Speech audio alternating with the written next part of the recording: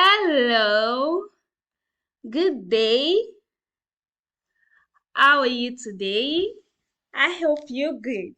Okay, so are we ready for today's lesson? Good. Today in basic science, our topic is conflict. Today in basic science, our topic is conflicts. Okay, so are we ready for today's lesson? Okay, first we are going to know the meaning of conflict. What is conflict? Conflict in basic science typically refers to a situation where two or more elements, factors, or forces oppose each other or work against each other. This opposition or clash can lead to various outcomes, including changes in the state of matter, the result of an experiment, or the resolution of a problem. Conflict typically refers to a situation where two or more elements, factors, or forces oppose each other or work against each other. This opposition or clash can lead to various outcomes, including changes in the state of matter, the result or an experiment, or a resolution of a problem.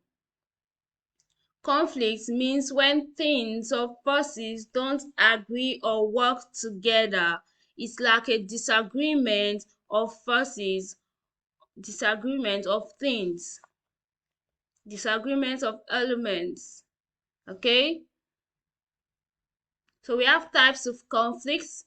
We have chemical conflicts. When different materials mix, sometimes they don't like each other and change. Think of it like two friends who don't get along. So when two materials mix, they don't like each other, they change. Physical conflict.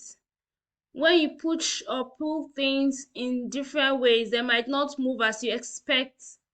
It's like a tug of war between forces. Scientific method. Scientists often find things that don't match what they thought. So this way it makes them check and recheck their ideas to figure out what is right. Environmental conflict. Sometimes we have to choose between helping nature and doing things that make life better for people. It's like a problem we need to solve. Either we help nature or we help people. So these are types of conflicts. We mentioned chemical conflicts, physical conflicts, scientific method, and environmental conflicts. What are these causes of conflicts? Causes of conflict: misunderstanding. You may have different interpretations of scientific concepts or instructions, leading to confusion and conflict. So misunderstanding is a cause of conflict when you have different interpretation of a scientific concept and instruction. It will lead to conflict between you and your classmate, you and your friend. This person might understand this scientific concept in this way and you might understand it in the other way. So it's a cause of conflict, confusion. Different observation. When conducting experiments, you may record different observation, which can lead to disputes about what you actually observe. When you observe differently and your friends observe differently, different observation. Resource allocation. Conflict can rise when students need to share limited resources such as lab equipment or materials during experiments. It might lead to confliction, when you have to share resources, but it's good to share. But most times when you want to use this, it's limited, but you still need to share. It can lead to conflict. misunderstanding. Okay, experimental outcomes different in the result of experiment may lead to disagreement when the accuracy of measurement or validity of a scientific hypothesis.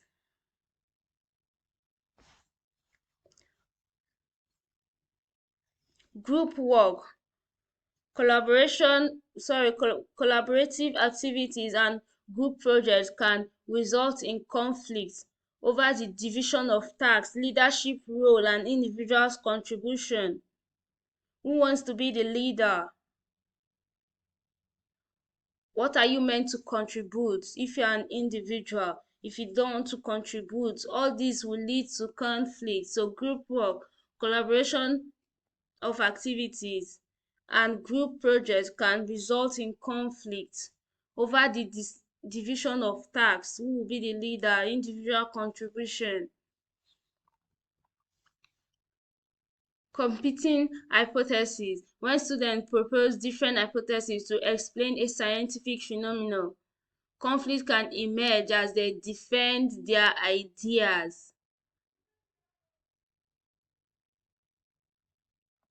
Interpretation of data. Conflicts may arise from varying interpretations of data and graphs, particularly when drawing conclusions from the same data. When you and your friends drawing a graph from the same data and his comes out differently, yours comes out differently. Conflict, different interpretation of the data.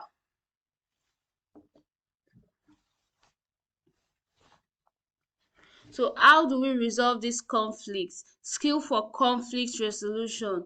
Listening. You pay attention when others are talking and show you care about what they are saying. You don't just talk, you listen. You listen when others are talking, when others are expressing themselves, you listen. You show that you care about what they are saying.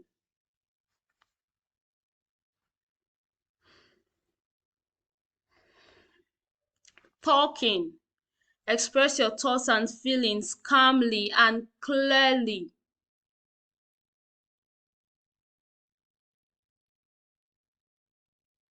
When you are talking, you express yourself calmly and clearly. Just like how you listen when someone is talking, you also talk calmly. You make sure your thoughts are cleared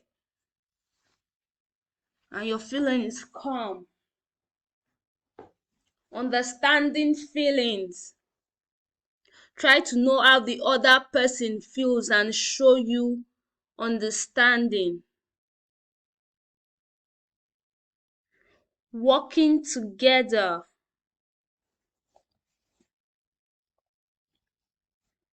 Find solutions that make both sides happy. Finding a middle ground where both of you can agree on and work together.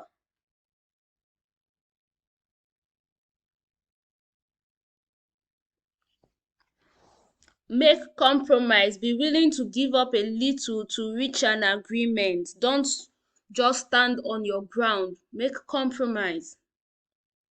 If your graph is different from your friend's own, maybe there's a little mistake in your own or our own, you try to make sure that it's okay. You compromise saying maybe we'll have to do it again. Let's see. You don't just say, my own is correct. No. You try to see reasons why our own is correct or your own is correct. You try to stand on deciding to make a new one. Don't just say mine is correct, yours is wrong. You make compromise. Be willing to give up a little to reach an agreement. Okay? Staying calm. Don't get upset. Stay relaxed to keep things from getting worse. When quarreling, raising your voices at each other is not nice. You have to stay calm. Be relaxed so that things will not get from shouting at each other to fighting. That is getting worse. So you stay calm and relaxed. Staying on the topics, stick to the problem at hand and avoid bringing up old issues. When there is an argument between you and someone, just stick to what caused the argument. Don't bring up old issues, something that has happened before. No, you stick to the problem and look for a way to resolve it. Body language. Be aware of how your body and face show your feelings. Be aware of how your body and your face show your feelings. Okay? Ask for help.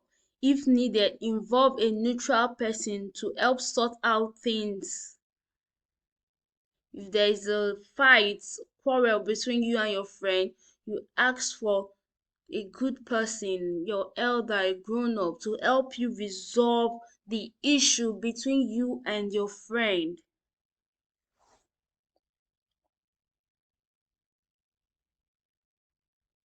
Speak up. Be clear about what you want and how you feel, but be respectful. When you're saying what you want and how you feel about the situation, you also have to be respectful when saying it. You don't just say it out bluntly. You respect.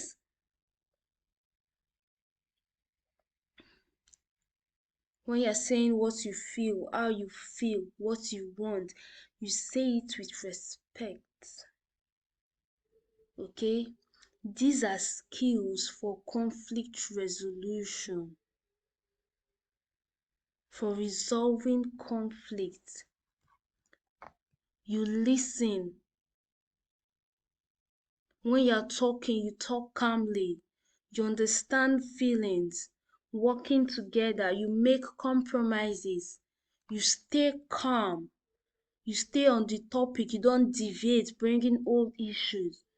Your body language, how you express your feelings, how you show your feelings. Ask for help. You speak up. So these are how you manage a conflict, you resolve conflict. Okay? So today's topic is on conflict, right? We have known the meaning of conflict, the types of conflict, and the causes of conflict. And we have also known how to resolve conflicts, right? Good. So we have our assignment here. Define what a conflict is in your own words. In your own words, describe conflict. What is conflict to you? Give an example of a conflict you have experienced or witnessed. So you give an example of a conflict you have experienced or witnessed and the solution and how to solve that conflict. Okay? I'm sure we'll be able to do that. Very good. So that's on conflict. Okay? Good.